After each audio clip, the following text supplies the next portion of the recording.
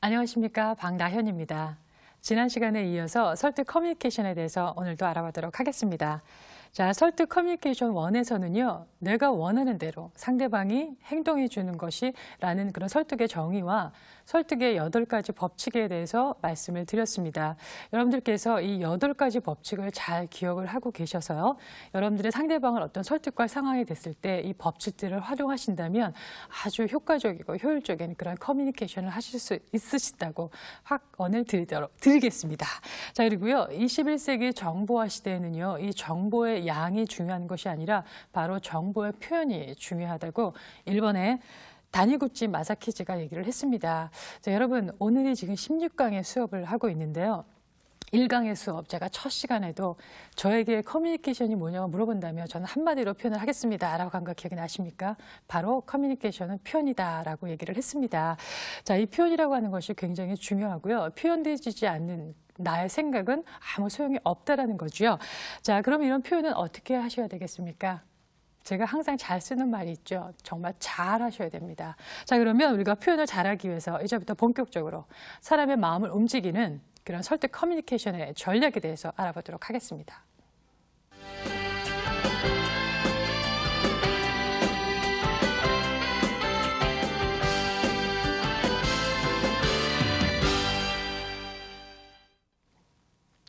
사람의 마음을 움직이는 그 파워풀한 설득 커뮤니케이션에 대해서 오늘 말씀을 드리겠는데요. 이 전략은 8가지입니다. 이것도 설득의 달인 로저 도슨이 말한 것을 좀 참조를 했습니다. 자, 그럼 첫 번째 전략은요, 초점을 이기 전략입니다. 자, 이 전략부터 알아보도록 하겠습니다. 자, 첫 번째 초점을 이기 전략은요, 상대방이 나의 생각에, 내 의견에 동조하도록 만드는 아주 가장 솜씨운 방법 중에 하나라고 할 수가 있겠습니다. 자, 그리고 누군가 나와 반대되는 생각, 나와 반대되는 의견을 강력하게 만약에 주장을 하고 있다면요, 두 사람 모두 공감할 수 있는 다른 문제를 또 찾아내셔야 됩니다. 자, 그 다음에 여러분들이 어떻게 하셔야 되냐면 힘을 합쳐서 그 문제를 해결하자고 상대방에게 제안하는 것이 바로 초점을 이기 전략이라고 할 수가 있겠습니다. 자, 우리가 서로의 주장을 펴기 위해서요, 극단적인 모습을 자주 보여주는 정치인들을 우리가 TV에서 자주 보실 수가 있죠.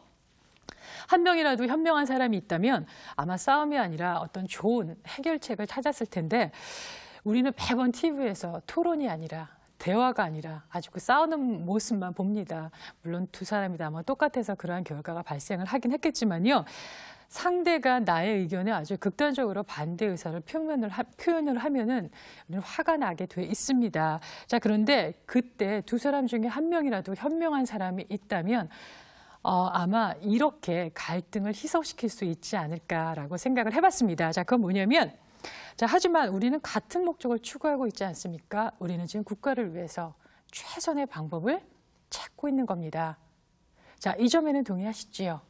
자, 이렇게 말을 한다고 하면은요, 충분히 여러분들이 상대방의 기선을 제압할 수가 있게 되는 겁니다. 자, 왜냐하면 두 사람 모두 동의할 수 있는 그런 논제를 여러분들이 상대방에게 제시한다고 하는 것은요, 상대방을 나의 관점으로 끌어들이는 것이고, 또 동시에 나의 좋은 성품까지도 상대방에게 보여주는 그런 결과가 되는 것이기 때문입니다. 자, 갈등을 야기할 만한 그런 어떤 문제에 직면을 하셨을 때는요, 꼭 이 초점을 이기 전략을 꼭 활용하시기 바랍니다. 아마 많은 도움이 되실 겁니다. 뭐라고 하시냐면, 우리는 같은 목적을 향해서 노력을 하고 있습니다. 꼭 활용을 잘 해보시기 바랍니다. 자, 그럼 두 번째 전략은 어떤 건지 알아보도록 하겠습니다. 자, 설득 커뮤니케이션 전략의 두 번째는요, 감정을 이입하시는 겁니다. 이것은 설득 커뮤니케이션 중에서요, 가장 강력한 효과를 발휘하는 것이라고 해도 과언이 아니라고 생각을 하시면 될 것 같습니다. 자, 제가 예를 들어서 한번 말씀을 드리도록 하겠는데요. 어느 날 여러분들이 어떤 상사의 입장에 있는데 아주 유능한 부하 사원이 저에게 와서, 저는 경정회사로 갈 겁니다. 자, 감정적으로 받아들이지 마십시오 라고 여러분들에게 말을 했다면 여러분 어떤 생각이 드시겠습니까?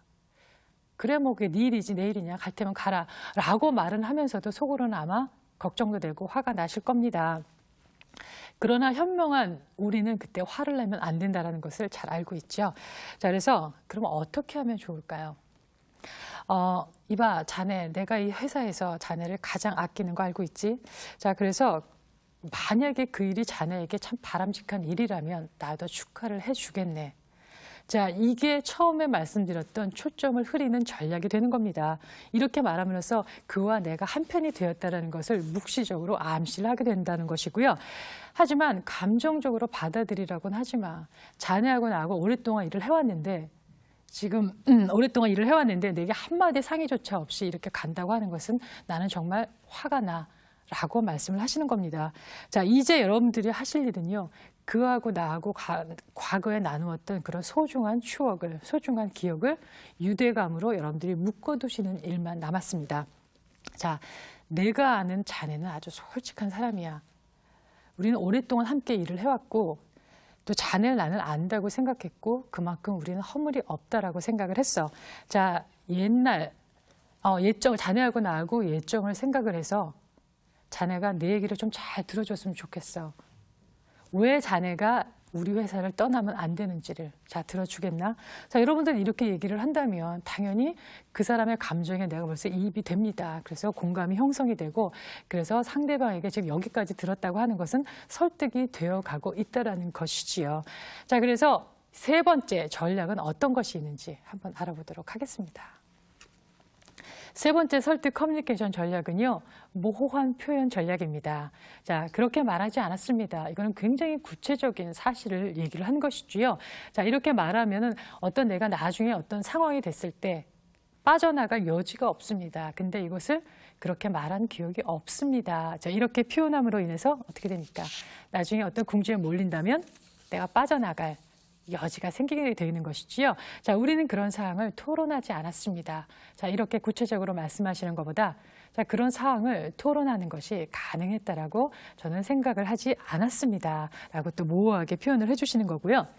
자, 그리고 세 번째로 나는 그 일을 승인한 적이 없습니다. 자, 이렇게 구체적으로 지수를 하시는 것보단 내가 아는 한 그 일을 승인한 적은 없습니다. 라고 해서 내가 숨을 쉴 그런 공간을 마련해 두신다라고 생각을 하시면 되겠습니다.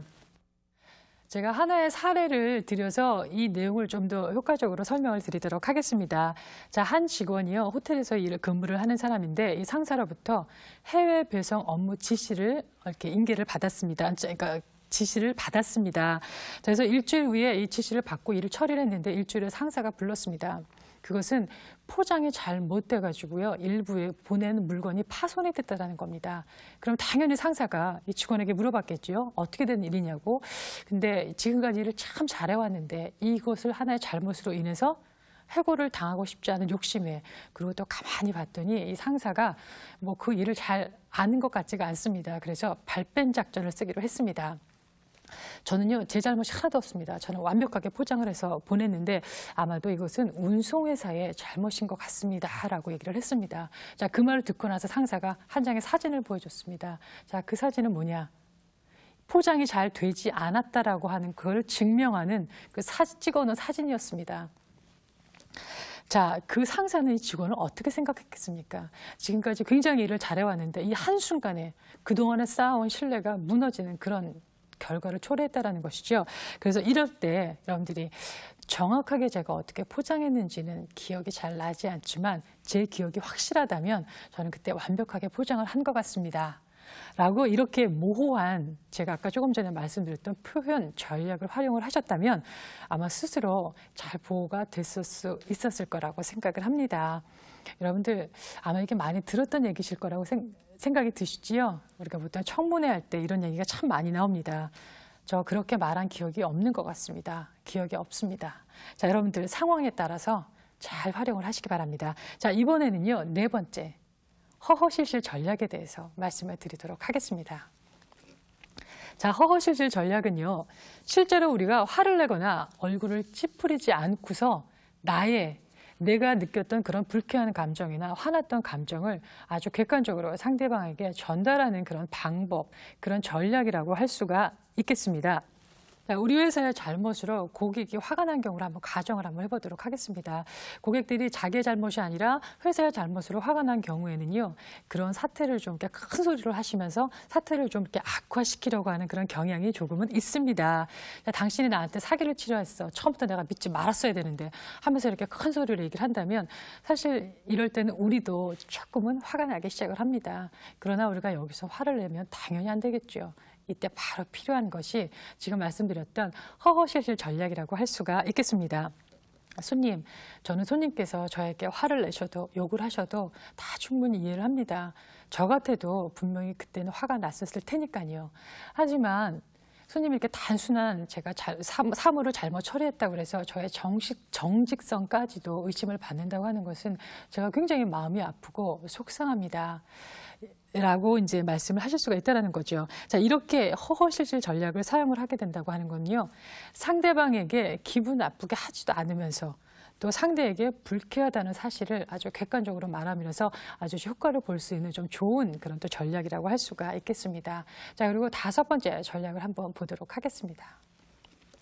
자, 설득 커뮤니케이션의 5번째 전략은요, 우리가 연막 전략이라고 할 수가 있겠는데요.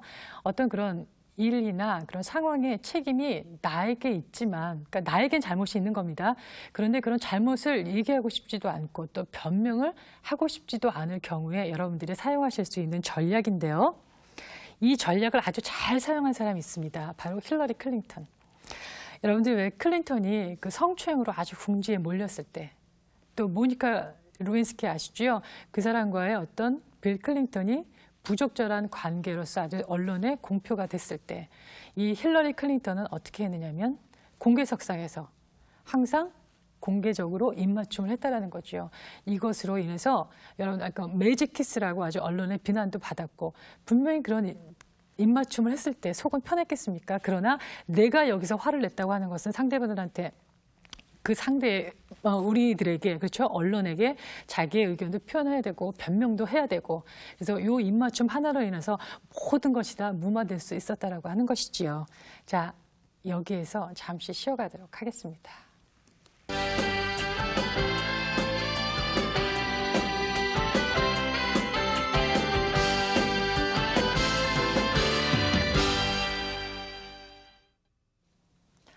자, 이번에는요, 6번째 전략에 대해서 알아보도록 하겠습니다. 여러분들이 대화를 하시면서 상대방을 설득해야 되는 그런 상황이 발생을 했을 때요. 특히 상대방의 잘못을 지적하는 것은 직접적으로 하는 것은 크게 효과가 없다라는 것이죠. 상대방의 잘못을 직접적으로 여러분들이 하신다고 하는 것은 방어막을 더 두껍게 하는 그런 결과만을 초래한다는 겁니다. 그래서 이때 필요한 것이 이 6번째 전략인데요. 그 전략이 뭔지 화면 한번 보시도록 하겠습니다. 자, 설득 커뮤니케이션의 6번째 전략은 바로 우회 전략입니다. 우리가 직접적으로 갈 수 없으면 돌아가라고 그러지요. 그래서 바로 그런 우회라고 똑같은 말인데요. 상대방을 우회적으로 질타하는 그런 전략이라고 할 수가 있겠습니다. 자, 내가 꼭 그렇다고 말하는 것은 아닙니다. 라는 식의 이런 우회적인 화법은요. 상대방이 잘못한 것이 확실하다고 판단될 때, 그러니까 상대방의 잘못이 명확할 때 사용하는 것이 아주 큰 효과를 본다라고 할 수가 있겠습니다. 예를 들어서 이번 선거는 악성 루머가 판을 치고 있습니다. 물론 저는 상대 후보 측에서 악성 루머를 퍼뜨렸다고 얘기하는 것은 아닙니다. 하지만 우리에게는 반드시 지켜야 될 원칙이 있습니다. 자, 이렇게 우리가 우회적으로 표현을 하게 되면은요, 내가 하고자 하는 말도 다 할 수가 있고 또 나에 대한 이미지도 높일 수 있다는 것이죠. 이럴 때 만약에 직접적으로 우리가 표현을 하게 된다면 상대방이 내가 언제 그랬습니까? 증명해 보십시오. 이렇게 해서 서로 간에 언성이 높이는, 그래서 궁극적으로 서로가 윈윈할 수 있는 그런 대화를 할 수가 없다는 것이죠. 이 우회적인 표현도 우리나라 사람들이 조금 부족한 부분 중에 하나가 아닌가 싶습니다. 잘 기억을 하셨다가 꼭 활용을 하시기 바랍니다. 자, 그러면 우리가 7번째 전략을 한번 보도록 하겠습니다. 설득 커뮤니케이션의 7번째 전략은요, 양자택일을 하는 전략입니다. 우리가 상대방을 설득할 때 상대방을 일방적으로 몰아붙이지 않는 그런 전략이라고 우리가 할 수가 있겠는데요. 사람들은 누구나가 다 자유를 갈망하고 있습니다. 아주 자유스러운 걸 좋아하고요. 그것을 빼앗으려고 한다면은 아주 파괴적인 행동을 하려는 성향이 아주 강하다라고 합니다. 그래서 여러분들께서 설득을 잘 하려면 상대방에게 선택의 여지를 주어야 한다는 것이죠. 자, 우리나라의 속담에 보면은 쥐가 궁지에 몰리면 고양이를 문다고 했고요. 또 도둑도 도망갈 길을 열어주어서 나중에 도망갈 기회를 주지 않는다면 강도로 돌변한다라고 했습니다. 그래서 여러분들이 항상 어떻게 하셔야 돼요? 상대방에게 빠져나갈 여지를 주셔야 된다는 것이지요. 그리고요, 여러분들이 서로에게 또 상대방에게 설득을 하실 때 서로에게 상대방과 나에게 이익이 되는 그런 선택을 상대방에게 제시를 하셔야 됩니다. 예를 든다면 이런 말씀 여러분들이 가게 같은데 물건을 사러 가시면 많이 들어보셨을 텐데, 자, 현금으로 하신다면 제가 가격을 조금 할인해 드리도록 하겠습니다. 그렇게 하시겠습니까? 이것도 바로 이런 양자택일의 전략 중에 하나라고 할 수가 있겠습니다. 자, 그러면 우리가 8번째는 어떤 전략이 있는지 한번 보도록 하겠습니다. 자, 8번째는요, 질문을 반복하는 그런 전략이라고 할 수가 있겠는데요. 자, 이 전략의 묘미는 상대방이 자신의 의견을 다시 한번 말하게 한다는 데 그 묘미가 있습니다. 자, 이렇게 한다면은 상대방이 다시 한번 자기의 말을 반복한다면 처음만큼 아주 강한 그런 반감을 표시를 하게 되지는 않는다라는 겁니다. 자, 상대방이 이 일을 제기하면은 여러분들 이제부터 어떻게 하셔야 되냐면 왜 그렇게 하시려는 겁니까? 라고 꼭 반문을 하십시오. 그럼 상대방이 그걸 얘기하면서 자기가 화났던 것을 조금은 누그러뜨리는 그런 효과를 가져올 수 있다는 것이죠. 자, 지금까지 설득 커뮤니케이션 전략에 대해서 말씀을 드렸는데요. 이 중요한 포인트를 다시 한번 정리를 해서 말씀을 드리도록 하겠습니다. 자, 설득 커뮤니케이션의 중요 포인트는 자, 우리가 갈등이 없는 그런 사회는 없다라는 것이지요. 그래서 갈등이 발생했을 때마다 갈등을 현명하게 풀어야 됩니다. 그리고 분명히 현명하게 풀 수가 있다는 것이지요. 자, 그렇게 우리가 현명하게 풀기 위해서는 갈등의 여지가 없는 다른 문제를 상대방과 내가 수긍할 수 있는 그런 문제를 끌어들여서 상대방의 초점을 흐리게 해야 된다는 겁니다. 자, 그리고 두 번째 한번 보도록 하겠습니다. 자, 비록 우리가 문제 해결 방법에는 서로가 합의를 못한다 할지라도 당연히 꼭 모든 문제가 대화를 해서 해결될 수도 있지만 안 되는 경우도 있죠. 그렇다고 하더라도 두 사람이 지향하는 목표가 같다라는 사실을 아까 예로 말씀드린 것처럼 그런 사실을 확인시켜서 일단은 갈등을 풀게 하는 것이 또 중요하다고 할 수가 있겠습니다. 자, 그리고 세 번째 보면은요. 상대가 감정적으로 받아들이지 말라고 얘기할 때는 절대로 동의하지 마시고요. 그 대신 내가 화가 났다라고 표현을 하시는 것이 아니라 그거를 내가 감정적으로 받아들이고 있다라는 것을 객관적으로 아주 사실적으로 묘사를 하시라는 그런 말씀입니다. 그리고 네 번째는 책임 소재를 따지는 그런 상황에서는요. 구체적인 진술은 나를 함정에 빠뜨리게 할 수가 있다는 것이지요. 그래서 여러분들이 이런 상황이 발생이 될 것 같다고 한다면 우리 청문회에서 그런 분들이 잘 쓰시는 것처럼 모호하게 표현을 하시는 것이 효과가 있다는 말씀을 드리도록 하겠습니다. 자, 그리고 중요한 포인트 5번째는 우리가 상대방과 세상에서 대화를 하다 보면 해야 될 말이 있고 해서는 안 될 말이 존재를 하게 됩니다. 그래서 상대방이 만약에 내 기분을 만약에 상하게 하는 그런 말을 했다면 여러분이 이때 바로 나도 똑같이 감정적으로 상대방을 대하는 것이 아니라 그거는 바로 설득의 달인이 하는 모습이 아니죠. 바로 상대방한테 지는 겁니다. 내가 화를 냈다고 하는 것은. 그랬을 때 여러분들이 허허실실 전략을 활용을 하셔서 내가 기분이 나쁘다라는 것을 아주 객관적으로 표시하시면서 나의 좋은 이미지까지도 더불어 상대방한테 보이는 그런 전략을 꼭 사용을 해주시기 바랍니다. 자, 그리고 6번째 한번 보도록 하겠습니다. 어떤 그런 일이 잘못이 됐는데 그 책임이 나에게 있을 경우에는요, 그 잘못을 시인하거나 아니면은 내가 필요하지 않은 거짓말로 둘러대기가 싫은 그런 상황이라면 여러분들이 연막처럼 그런 연막 전략을 꼭 택하시기 바랍니다. 자, 그리고 7번째 한번 보도록 하겠습니다. 상대방의 잘못이 분명한 경우에 활용을 하시게 되면 아주 효과가 좋은 건데요. 상대방의 잘못이 분명하다고 여러분들이 판단이 되는 경우에는 이 우회 전략을 꼭 사용을 하시기 바랍니다. 직접적으로 여러분들이 상대방에게 하시는 것보다는 이런 경우에는 간접적으로 하는 것이 훨씬 더 효과가 크다라는 것이지요. 자, 그럼 8번째 한번 보도록 하겠습니다. 자, 우리가 선택의 여지가 없는 상황, 내가 선택할 수밖에 없는 그런 상황이 된다면 상대방을 그런 경우에서 설득해야 될 경우가 생겼을 경우에는요, 반드시 양자택일 전략을 활용을 하십시오. 상대방이 선택할 수 있게 해주시는 것이 상대방이 더 책임감도 생기게 되고 그 일을 확실하게 끝까지 매듭지는데 아주 효과적이라는 것이지요. 이런 한정된 상황에서도 사람은 스스로 선택할 수 있다는 기회에 스스로 매료가 된다라고 합니다. 꼭 이것도 여러분들이 잘 기억을 해주시기 바랍니다. 그리고 우리가 항상 세상을 살다 보면 운전할 때도 돌발 상황이 생기는 것처럼 인생에 있어서도 돌발 상황이 생긴다고 합니다. 자, 이런 돌발 상황에서는 여러분들이 상대방에게 항상 이렇게 물어보십시오. 그런데 왜 그렇게 하려는 겁니까? 이게 아주 효과적인 그런 질문이 되실 거라고 생각을 합니다. 자, 이렇게 여러분들이 제가 지금 설득 커뮤니케이션의 전략과 중요 포인트에 대해서 다시 한번 말씀을 드렸는데요. 상대방을 설득할 때도 그냥 하시는 것보다는 제가 지금 말씀을 드리는 이 4단계에 입각해서 여러분들이 설득을 하시게 되면 좀 더 효과적으로 상대방을 설득을 하실 수가 있다는 거죠. 자, 설득의 4단계를 한번 살펴보도록 하겠습니다. 네, 그 첫 번째 단계가 목표를 설정하시는 겁니다. 자신이 원하는 것이 무엇인지 정확하게 아는 것이 아주 중요하다고 할 수가 있겠는데요. 자, 그래서 목표를 분명하게 설정해야 하셔야 됩니다. 그냥 막연하게 기대를 품고 사람을 만나지 마시고요. 항상 최대치의 목표와 최저치의 목표를 설정하고 사람들을 만나십시오. 자, 목표가 분명한 사람은 최악의 상황에서도 감정적으로 상대방을 대하지 않고요. 아주 객관적으로 행동함으로 인해서 내가 상대방에게 원하는 그런 결과를 얻어낼 수가 있다는 것이지요. 자, 상대방에게 설득을 하시기 위해서 1단계는 목표를 정하시는 거고요. 자, 2단계는 어떤 것인지 한번 보도록 하겠습니다. 자, 2단계는요. 상대가 원하는 것을 알아내라. 이것이 바로 설득의 2단계가 되겠습니다. 자, 사람들은 자신에게 이익이 돌아온다는 그런 확신이 들면 바로 행동으로 옮긴다는 것이죠.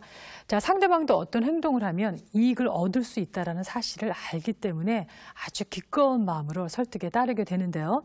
나도 상대방을 설득하는 이유는 당연히 이익을 얻고자 함이겠지요.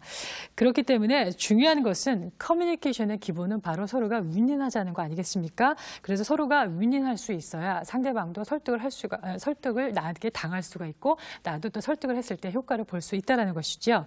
그래서 상대가 원하는 것이 바로 무엇인지 여러분들이 알아내는 것이 중요하다고 할 수가 있겠습니다. 그래서 상대방에게 이익이 무엇인지 알아내서 상대방의 이익에 맞는 그런 커뮤니케이션을 했을 때 상대방은 설득을 나에게 당할 수 있다는 겁니다. 물론 당한다는 게 조금 이상한 표현이긴 하는데요. 설득을 될 수 있다는 것이죠. 자, 그리고 설득을 할 수 있는 3단계 한번 보도록 하겠습니다. 자, 3단계는 상대방의 심리를 읽는 건데요. 이것도 굉장히 중요한 요소 중에 하나가 되겠습니다. 자, 설득을 우리가 성공적으로 이끌기 위해서 나와 그 상대방 모두에게 남아있는 대안이 무엇인지 여러분들이 냉정하게 평가하는 작업이 아주 필요하다고 할 수가 있겠습니다. 그 상대방의 그 상황을 냉정하게 평가하는 그런 구체적인 방법이 어떤 게 있는지 한번 보도록 하겠습니다. 그러니까 상대방을 우리가 구체적으로 판단을 하기 위해서는요, 그 현재 상황을 여러분들이 판단을 하셔야 되는데 그 방법을 좀 보면 첫 번째로는 상대방을 설득하지 못하는 경우에는 우리가 직면할 상황을 예상을 한번 해보셔야 되는 거 중요하고요. 두 번째 우리가 할 일, 만약에 그 상대방이 내 제안을 받아들이지 않는다는 그런 상황이 됐을 때는요, 그러면 그 상대방에게 남은 대안은 도대체 무엇이 있는지 여러분들이 살펴보시는 겁니다. 자, 이렇게 상대방이 가지고 있는 대안을 살펴보시고요. 그 힘을 평가한 다음에는 설득의 4단계로 넘어가시면 되겠습니다. 자, 설득의 4단계는 우리가 타협안을 찾아라 이겁니다. 자, 이 4단계에서는요. 상대방이 양보할 수 있는 그런 지점을 찾아내셔야 됩니다. 그래서 상대에게 타협안을 제시해야 되는데요. 이 타협안을 제시하는 데는 이유가 있습니다. 자, 그 제시하는 이유가 뭔지 한번 보도록 하겠습니다. 자, 타협안을 제시하는 이유는요. 적절한 타협안을 제시하게 되면 서로가 조금씩 양보하게 된다는 것이죠. 그래서 서로가 양보하게 되면서 상대방도 아주 기꺼운 마음으로 양보를 할 수가 있기 때문에 여러분들이 반드시 타협안을 제시를 하셔야 되고요. 자, 두 번째는 우리가 상대방과 협상을 할 때 분명히 이 협상 테이블에서 상대방이 뭔가 선택할 수 있는 여지를 남겨두기 위해서입니다.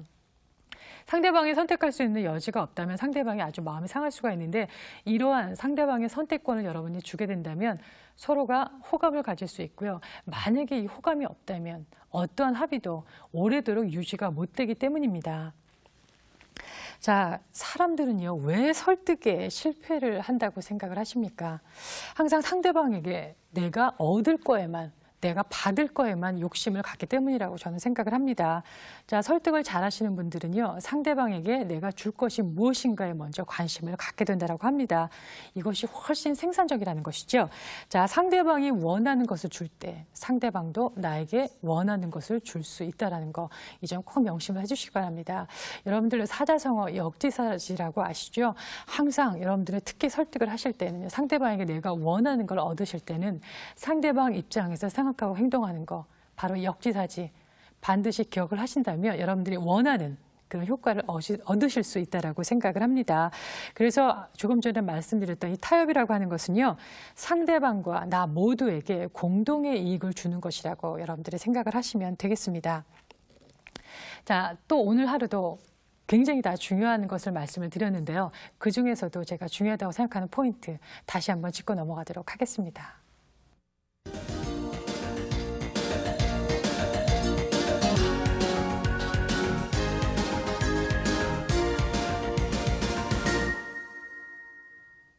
오늘의 포인트는 설득 커뮤니케이션을 하실 때 중요한 포인트인데요.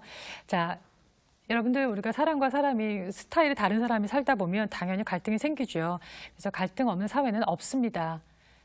그러나 갈등을 현명하게 풀 수는 있다는 거 기억을 해주시고요. 현명하게 풀기 위해서는 갈등의 여지가 없는 상대방과 나에 있어서 갈등의 여지가 없는 그런 다른 문제를 우리가 끌어들여서 상대방의 초점을 흐려야 된다는 거, 초점 흐리기 전략 기억나시죠? 자, 그리고 두 번째는요. 비록 문제 해결 방법에는 합의를 하지 못했다 할지라도 두 사람이 서로가 지향하는 목표가 만약에 같다면 그 같다라는 사실을 상대방에게 확인시켜 주십시오. 그게 또 갈등을 푸는 하나의 방법이 되겠습니다. 자, 세 번째는 한번 보면 상대가 감정적으로 받아들이지 말라고 얘기할 때는 절대로 동의하지 마십시오. 이걸 꼭 기억해 주시기 바랍니다. 자, 네 번째는 책임 소재를 따지는 그런 상황이 발생을 했다면 여러분들이 그때 구체적인 진술을 하신다고 하는 것은 나를 함정에 빠지게 할 수가 있다는 것이지요. 그래서 여러분들이 모호한 표현 전략을 이때 활용을 하시는 겁니다. 우리가 세상을 살다 보면은요, 내가 꼭 해야 될 말, 싫어도 해야 될 말이 있고 하고 싶지만 해서는 안 될 말이라는 것이 있습니다. 왜 말은 한 번 우리가 말하면은 주워 담을 수가 없다라고 하죠. 그래서 여러분들이 말씀을 하실 때는 정말 잘 단어를 선택해서 하셔야 되는데, 만약에 상대방이 나의 기분을 상하게 했는 말을 했다면은 여러분들이 이때 사용하실 수 있는 전략이 바로 허허실실 전략이라는 거, 그거 기억을 해주시기 바랍니다.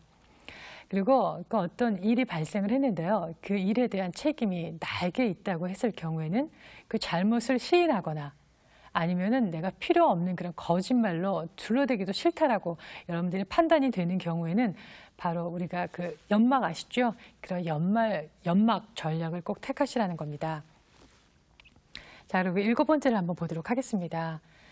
상대방의 잘못이 분명하다는 그렇게 확신이 드는 경우에는요, 여러분들이 아주 효과적인 우회적인 전략을 사용하시기 바랍니다. 직접 화법은 상대방으로 하여금 방어막만 더 두껍게 만든다고 제가 말씀을 드렸습니다. 그래서 직접 화법보다는 간접 화법이 훨씬 효과적이라는 거 다시 한번 기억을 해주시기 바랍니다. 자, 그리고 여덟 번째 한번 보도록 하겠습니다. 자, 선택의 여지가 없는 그런 상황이 발생했을 때는요, 상대방을 여러분들이 잘 설득을 하셔야 될 경우 양자택일 전략을 꼭 활용하시라는 거죠.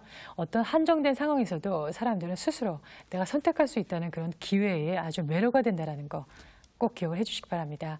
자, 아홉 번째, 순간적인 돌발 상황에서는 꼭 이렇게 물어보십시오. 그런데 왜 그렇게 하라는 거죠? 예, 지금까지 설득 커뮤니케이션 중업 포인트에 대해서 말씀을 드렸습니다. 오늘까지 배우신 내용을 기초로 해서 오늘도 여러분들이 상대방들한테 설득을 잘하시는 설득의 단으로 오늘 하루를 잘 지내시길 바랍니다. 자, 오늘은 설득 커뮤니케이션에 대해서 말씀을 드렸고요. 다음 이 시간에는 토론과 회의로서 여러분들을 만나 뵙도록 하겠습니다. 경청해 주셔서 감사합니다. 안녕히 계십시오.